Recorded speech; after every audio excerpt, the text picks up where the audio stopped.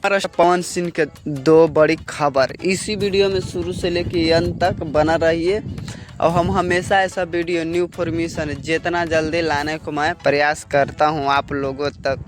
Power star Pawan Singh के गाने का जो फिल्म का मुहूर्त है, धमाल और बवाल भोजपुरी इंडस्ट्री में पावर स्टार मचा के रख देते।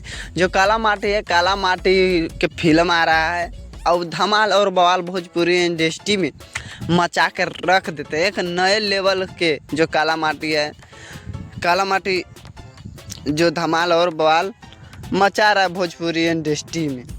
बात करें कि फिल्म में कौन सा हीरोइनी है, तो हीरोइनी खुशी तिवारी हीरोइनी एक नए हीरोइनी है।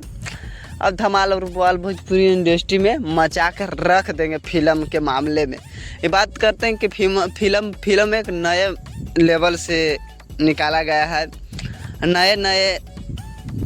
नए भी कहानी है, कुछ अलग लेवल से बनाया गया है काला माटी। अब काला माटी तो इसे धमाल और बवाल भोजपुरी इंडस्ट्री में मचा के रख देते हैं। दूसरी खबर है कि पावर स्टार पवन सिंह के फिर होली गाना आने वाला है।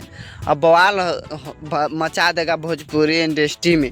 अब मचा के क्यों नहीं, लेकिन पावर स्टार पवन सिंह के जब भी गाना आता है तो भोजपुरी इंडस्ट्री में बवाल मचा के रख देते हैं। और हम हमेशा ऐसा वीडियो आप लोगों तक मैं पहुंचाने का मैं प्रयास करूँगा। हाँ।